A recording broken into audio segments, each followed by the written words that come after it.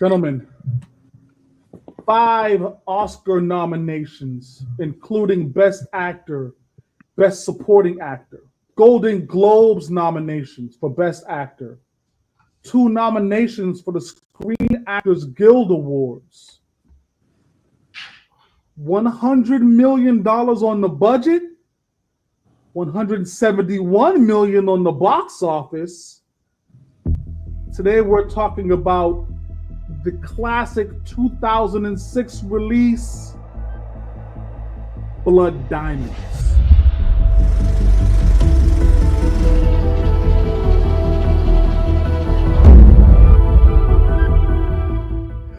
Let me just say this. Blood Diamonds is one of the first movies, well, it was technically the second movie that made me cry. This movie made me cry. That's how good I think this movie is. I want to hear the story of why Blood Diamonds made you cry. I'm curious, why do you cry? What do you mean, why? It was such an emotional story. The fact that the fact that you had this person who was so self-centered throughout the whole movie. 95% of the movie, his character was self-centered, only worried about himself. And I wouldn't even say 98% of the movie. He was so self-centered.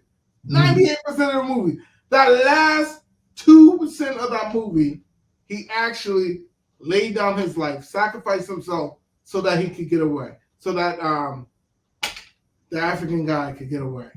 I think two different stories here. I think we see different movies.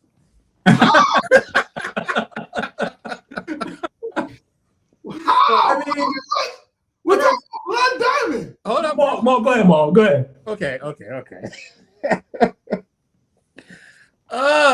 Civil War raging in Sierra Leone. Yes, yeah. 1999, okay? Mm-hmm. Fights for the Diamond Fields. Yes. All different types of factions, just going crazy, right? Yeah. Now here you got this normal dude trying to live his regular basic life. You know, wife, kids, all that good stuff. Next thing you know, warlords come to the building. Like in almost. Now, I do like this. I did like the actions. The actions was definitely on point. I give them that. Yep. Sorry, what was on point? The action scenes, like all the were definitely on point. How they converted them into child soldiers was on point as well. Definitely. I give thumbs up for that. Diamond Hounsou, he's an actor. I can't let you skip past the first 5 minutes of the movie, right? No, definitely not. The first 5 minutes of the movie, you see this dude and his family, and this militia just roll in and murder everybody in sight. Yeah. Come on, man. Yeah. So to pick up on that real quick is I love it when they do these types of things in film where guys walking in the sun, you think, oh, that's me and my son. You're like, no, that's something we would do. Like they came from just hanging out, just goof around them, and you see in the background these vehicles pulling up, and you're like, okay, somebody. He looks back, and he stares a bit, and he realizes what's about to go down. All right, and it's like, it's like their whole world is right there and then. Right there. And so I get that. Those first 5 minutes will set you up for heartbreak. I guess if you want to call it heartbreak mode, you can call that part heartbreak. Well, that part was heartbreaking too. The whole movie is heartbreaking, but that part was heartbreaking. But I said the word heartless. I don't see heartbreaking. I see heartless. It was very heartless. Well, my heart breaks because of the people that's suffering from the heartless people. See, and that's the funny part about this movie is because I feel like in the time when this came out, I can see your side of it on that sense. But this is 2020 now. If someone was to watch this now, you would have to really dissect this movie. I would see it from various angles because, when you look at warlords, right? Yeah. You automatically see on one side where it's like oh man, they're killing everybody. You know what I mean? They're killing all people. It's wrong, and it is wrong on one scale. But I'm seeing little undertones throughout the whole movie. Like they're fighting against the government, who's corrupt, who's basically like working for the diamond company mines and stuff like that. And you know, they had the G8 talking about this in the movie about how whenever there's one natural resource or whatever have you that comes up, right, all of this civil war and stuff breaks out. right. And but they fund these wars. You know what I'm saying? Like they have these things going after each other to try and fight and gain for power and stuff like that. So I don't know, it's crazy. In today's world, we do glorify the rebels, the bad guys. That's why our gangster movies, our mob movies are so big. We love that side, but the anti-hero side, yeah, the anti-hero side. But even in this movie, you could see that they try to humanize even the warlord himself at one point. And that's a question I had for you, Moan. And let's start right there. So, were the rebels the villain in this story? Exactly. Yes! That's what I was going with. Yes! It was the villain. There's no question. It was the villain. Are you kidding me? I don't know if they're the villain in the story. So if they're the villains, then who was the good guys? The good guys was the people who was running for their lives. I look at them as the good guys, or you look at them as the innocent people, and that because of that they was a good guy. You mean the people who was like trying to sneak diamonds? No. The people who run for their life from getting killed by the rebels. So the citizens of the city. Citizens. I look at the citizens as the that's a reach. If that's your good guy. Oh, please tell me. Have we ever seen the citizens be the good guy of a film? What are we talking about? We've never seen that. Never in the history of film. So this is where the anti-hero arc comes in. That. Because Leo's character, Danny Archer, clearly he was the hero of the film. He was the villain for most of the film. So he was the anti-hero of the film. 98.5% of the movie, he was the villain. Not that much. He was definitely a cold-hearted dude. Like he was. Leo played him well. He's the one I'm talking about who's so cold-hearted throughout the whole movie. Yo, Leonardo DiCaprio was what you would consider the attractive villain. He's the guy that you like to see be a bad guy. Okay, but he's still terrible. Like he was awful. He was 100% terrible. Yes, but he still was a villain. Yeah. His only objective was that diamond. Matter of fact, even in the end, the only reason why I feel like he didn't shoot Djimon Hounsou and his son was because he got shot. He knew he wasn't dying, and that's the only wasn't going to make it. That's the only reason why that 1.5% of the movie he turned. He turned his side and he allowed the guy to go with his son. Because remember, the helicopter guy was like, "Yo, ditch them. Ditched them already." And he didn't ditch him. It was definitely a redemption story for him. Because again, he was such a terrible person throughout the film that like you said, very selfish person throughout the film. That the last several minutes of the film is where when he made that stand at the end, when he gave him diamond, and he told him to take his son, and he says, listen, told me just leave him there. That part was the soul redeeming scenes in the film for Leo's character. So that I mean, every interaction he had with anyone else throughout the film was all about progressing his agenda. Which was in that diamond. All about his agenda, yes. Jamal. And that's with every single relationship he had. Even with the reporter. Jamal, let me talk with you one-on-one because I think what's gonna end up happening throughout the course of this show, right, is that we're gonna highlight Adrian and Lamone's ignorance. That's what we're gonna do. Right? Let's take a second here to acknowledge the only and purest villain in this story. Who's the Colonel, right? Yeah. From the moment you see the Colonel, he is there to kill people and get diamonds. Yeah. Everybody else has a mixed agenda, right? Yeah. The Colonel says, I don't care who's there, kill everybody there. Yo, he was vicious, right?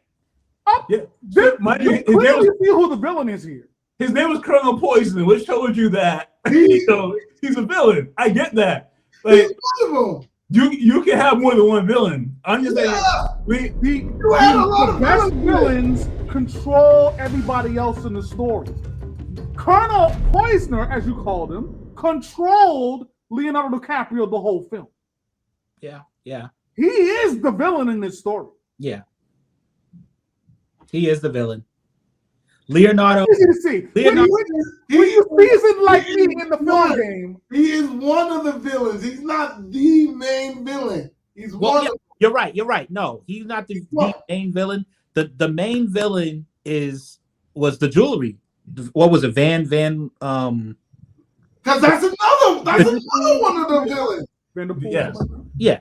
That's another one. There was so many villains in this movie. Yeah. You're right. The Diamond Company definitely was a huge villain, and at the end of the day, they were probably. I mean, you can say they were the biggest villain in the movie, just because everything that was happening was as a result of their money and their influence, like in that region.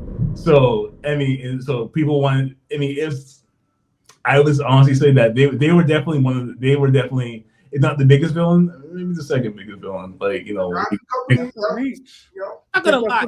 The only person I felt bad for in this whole movie was the boy.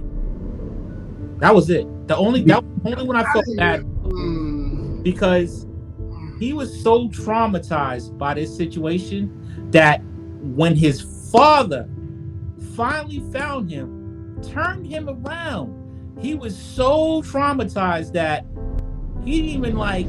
He called his father a traitor. Like that. Yeah. He said, I hate you. Those were words he said to his father. Yeah. I hate you. You're a traitor. You're a traitor. Yeah. I mean, it was like the dude brainwashed him so hard that right now in this moment, my dad's standing there and I don't even recognize the dude. All I see is a dude who's not. He's not for the agenda. He's not for our agenda. When you think about what his father had to do to get there, right? To get the amount of risk he took to get there, right? And to stand in that spot, and register with him. So when he said, when he turned around, he basically rebuked his father. You can see kind of the hurt in his face, which again, Hounsou did a great job there of like just like showing that shock and just surprise, hurt. Great actor. Yeah. He's definitely an actor. He's one of the most underrated actors out there in the game. Oh yeah, I would agree.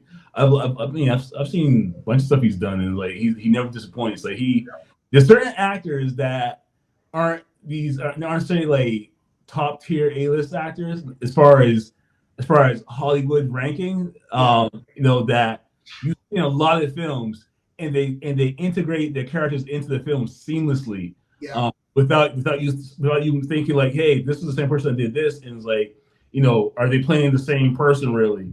Like, no, so he's one of those people who like you kind of get the feel, when he plays a character, he brings a different vibe to each of the characters. You don't see Amistad in this movie, right? You don't see other movies that he did in this movie. Now, and one of my biggest Leonardo, on the other hand, is a terrible actor in this movie. Shut up! Shut up! You shut up right now! Absolutely the worst character. No, stop it! Change the subject right now. We're not going down that road. What did you like? What did you not like about his portrayal? Because he was a likable character. This particular character that he was playing, Nothing about this person was supposed to be likable. Oh, I see what you're saying. At all. Okay. This was a colonizer. Like this dude was evil. Well, don't that show you that he played the role so well that it drew? No. The likable Leonardo. He still and I didn't like did the things of a colonizer. Remember when he beat him up? It was like, I am your master now. Yeah. And he beat him. Exactly. He did all the things that a colonizer would do. I didn't like the fact that he was a relatable character. I wanted him to be. You want him relatable? Yes. On some scales, I want him to be relatable because by him being relatable, it forces me to tear on the inside. I want to like him, but he's such an evil dude. I want to hate him at the same time. But that's what I was saying. Nothing about his character should have been something that you would have liked. Okay. Well, no. So I get what Ramon's coming from this mall. So if you're portraying a character, right, you kind of dig into that character. No one is ever truly intrinsically evil or good. We all have the Colonel dude. He was evil. I didn't like him. He played it perfectly. There was nothing about him I liked. No, we all have levels for ourselves. So the whole point of Leo playing the character that way was that this is a guy who's made mistakes. He's South African, right? From what I could tell in the film. I don't remember exactly they said that in the film. He wasn't South African. It was another country, like right next to South Africa, I believe. Okay, all right. So, but the Zimbabwe or something like that. Okay, so the point is that he's tortured people in Africa. Yeah. He's stolen from people in Africa. He's murdered people in Africa. But he still had he did it for what reasons? Like we don't He did it to survive. The diamond. He did it to survive. No. I'm talking before the diamond. Like when he was trying to. When he was fighting in the wars and stuff like that. Yeah, he fighting the wars. He's telling the story about hunting down.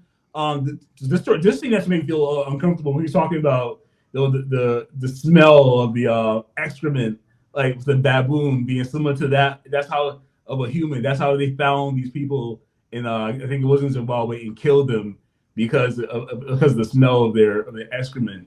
So stuff like that was like, okay, like, this guy's a villain. But then he did other things like his relationship with Jennifer Connelly's character, where you saw some softness to him. You saw like how like he was a human being. So I think that. But see, that's what I liked about it. Now when he got with Jennifer Connelly, that's when I seen how much not of a human he was. Well, let me. Oh, God. Because. Oh God, that's not what I expected you to say. Because she was evil. Oh, she had agenda. She had an agenda. They all had agendas. They all had agendas. And for the fact that he was evil made them so relatable. Like that's why they remember she was talking about her sisters. She was like, "Oh, all of them have a nice guy like at home." She's like, "Here's my number." Like I'm like, oh, yeah, of course you're an evil chick. Having an agenda, does that make you evil? Like, yeah. No, it does not. It depends on the agenda. In this particular case, yes. What was her agenda? To expose the diamond company that we just said. It's the way you go about achieving your agenda that makes you evil. Her agenda was to get the story. Yes. Yeah. Period. She didn't care about Djimon Hounsou or his family, anything like that. I disagree. Even though she gave that, but trying to get that. She kind of helped Leonardo's character use. Yes, so Chuck, you were saying, Chuck, I disagree as well, Chuck, but you were saying? Yeah, I think that out of the pureness of her heart, honestly, now, again, she got something to gain, but she really wanted to help the family that was in that encampment. I honestly believe come on, boy. I honestly believe that. I don't know about that. I feel like she wanted the story. That was it. And anything more that she could have added to it was what she wanted. Yeah. But other than that, like, I didn't see it. Let me just say this since you brought them both up. That was the scene when Leonardo DiCaprio called her on the phone. My eyes opened up like a river of water. It was just tears. I could not stop crying. And she was like, it was the way she was talking to him. She was like, you're hurt. You're hurt, aren't you? Just tell me who you are and I can send somebody to you. I have people. I can send them to you. And he was, no. Just take care of him. Take care of her. Man, that was an amazing scene. There's a couple of things I want to go over really quickly before we get into some of the final shots. But so we talked in these reviews often about what makes great classic movies, and then conversely, like you have to really cut down on the stupidity things that happen in movies, right? Mm-hmm. At least from a character perspective, right? If we're watching a movie, you're like, yo, that was stupid, right? Yeah. Right? So we saw a part of the film where they were going back to get his son. Djimon had convinced them, hey, I got to go back and get my son. You know, I'm not leaving here without my son, right? No. They're in the forest, right? They see the truck coming down the road. That's not stupid. That's fine, because we know they're gonna kill us if they see us, right? So we have to hide. You have that much of an instinct, right, to get out of the way. They hide, but not my guy, right? My guy peeks over the bush. Come on! What the? Hey, bro, are you kidding me, man? You can't. Hey, man. And Connelly did it best, man. Yo, you risk my life. Is that stupid? I don't think that's stupid. It's his what? Come on, Bo. It's his son. You gotta be smarter than that. You gotta be smarter than that. Even if your son was on the truck, you gonna yell in front of people with a bunch of guns? 2 trucks full of people with guns. Okay. Second part of this that stood out to me, guys, is yesterday at work, I watched this dude try to steal a diamond this size. Boss murdered him in cold blood right in front of me, right? Yep. A diamond of this size. The next day, I find a diamond of this size. I'm very hesitant about picking up that diamond right. and trying to steal that diamond. Are you kidding me? No, I don't know. I don't know about trying to steal that diamond. In his world, I don't know if that diamond changed his life like that. I don't know. You kidding me? Oh, yeah. It definitely did. Not only do it changes his life, that's why the warlord wanted it. For I can get out of here. It changes your life. Yeah, so you believe that he had the connections to sell that diamond? He could have found someone to buy it. No. I don't think so. You don't think so? I don't think so. No. I disagree. I think he was a basic farmer guy working off the soil. Yeah. Happened to come across a diamond, wouldn't know, just like he wouldn't know what to do with the diamond once he had it. It was his luck that he came across Archer, who smuggled diamonds for a living, right? What would he have done with that diamond outside of putting in his house? Dude, prime example. When a Leonardo DiCaprio first walks up on, what was the dude's name? The first warlord. He wants to talk with him, but his right-hand man is like stopping him. Yeah. The dude comes to him and he's like, this isn't enough. I could take my stuff to the government, my weapons. Then all of a sudden the dude comes to the government then. Then he pulls out a whole can full of diamonds and he's like, I got so many of these, I don't even know what to do with these things. Yeah. You know what I'm saying? He's like, bring me like a TV or something. Like he was Baywatch. He was more interested in the diamonds. And that was somebody who might have had somebody who had a connection to the diamonds. This dude was way more simpler than that. So, yeah. It just tells you how they viewed the diamonds, at least the regular citizens who you claimed were the heroes in the story. You know what I mean? It just tells you how they viewed the diamonds. It wasn't some big marketing or some big. You just want to eliminate everybody from being good guys, huh? That's what you want. Well, wrote the script. That's we've hit our time on the civil war raging in the Sierra Leone, as Jamal put it earlier. Jamal, let's start with you. Blood diamonds, brother. Scale of 1 to 5 that we normally use. Adrian, stopping me. Go ahead. I didn't get to get my quote yet. Pardon me. Oh, throw the quote out there. The quote of the film, and I researched this. Obviously, I looked around for it, but I think this one kind of sums up the film, in a little bit. That's what I look for in the good quote. Something that kind of sums up the story. And this is from Danny Archer, Leo's character. He says, "Sometimes I wonder, will God ever forgive us for what we've done to each other? Then I look around and I realize God left this land a long time ago." And that is how we're talking about why that dude's want to take that diamond, because people live in a world of no hope. He had no hope at that point of living, seeing his family again, being in that camp, being in that mine. So that was the reason why you go for broke.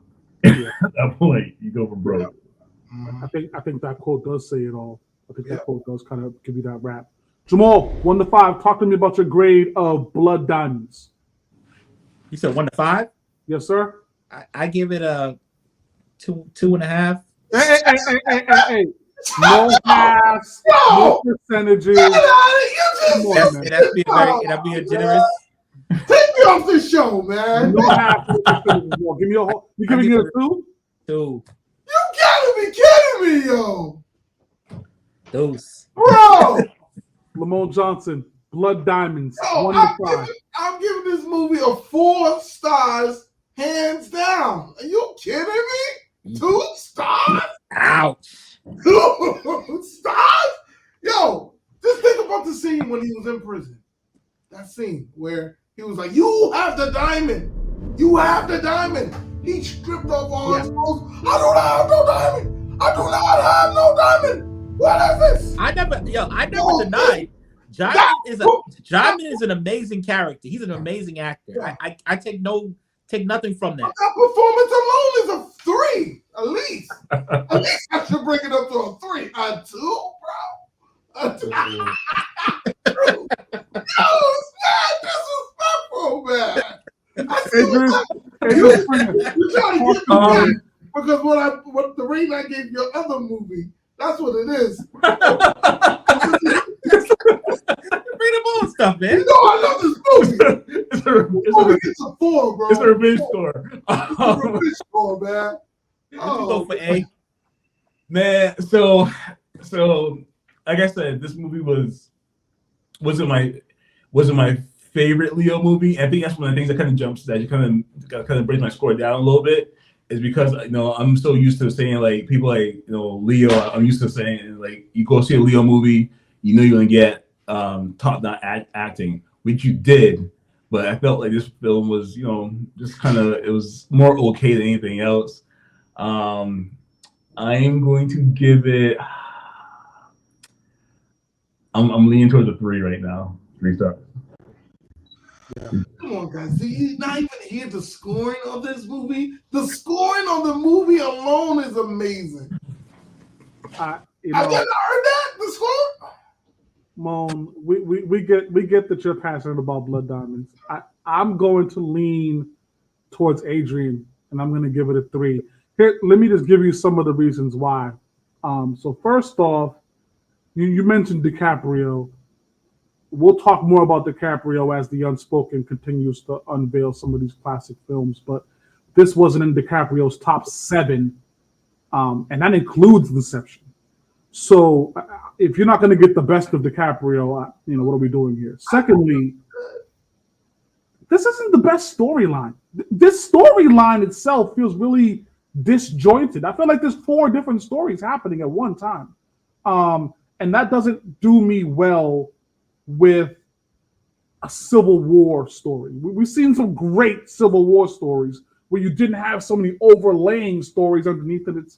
It just takes me a few different places where I really don't want to be. So that's 2. And then the third is, I mentioned it at the beginning of this. In Hollywood, as you guys know, you've got to make back double your production cost to not be considered a flop. They spent $100 million on this movie, and worldwide they brought in 171. You're a flop financially as well. So while we all love Djimon's performance in this movie, top shelf acting, right? Hey man, 171 box office, and I spent $100 million to make this. That's not gonna work. I spent $100 million to make it. I probably spent another $100 million for marketing and promotion. That's $200 million. You can't really do that because think about all the movies that didn't do well box office wise, but then after they left the box office, they blew up and they became cult followings. They grew. It's part of the story for me. I mean, you've got to come out with a bang, and I think that happens when you have a really quality project, not something that's just. I'm going to use this phrase later in the series, but not something that just makes Americans feel guilty about things, right? Like, there's a lot of films that are like that. This might be falling into that realm a little bit for me, right? Like, they kept mentioning, white girls like diamonds for their engagement. I like diamonds on my watch. I like diamonds in my chain. I don't want to feel guilty about things that's happening over in Africa I like diamonds too. And I don't, so the grade's going to be 3 for me, fellas. Blood Diamonds, we're going to give it about a 3.5 is what it sounds like. 3.2 something, what's going to round out to. But the Unspoken have spoken, and unfortunately, Blood Diamonds is not. It is a classic. This is a classic. Oh, I can't believe you guys. Make sure you like, make sure you subscribe, make sure you tune into the series. We're going to continue talking about the classics. Yo, you could tell them in the comments below how they're questionable. Their credentials is on the question. We got more in store. Stay tuned.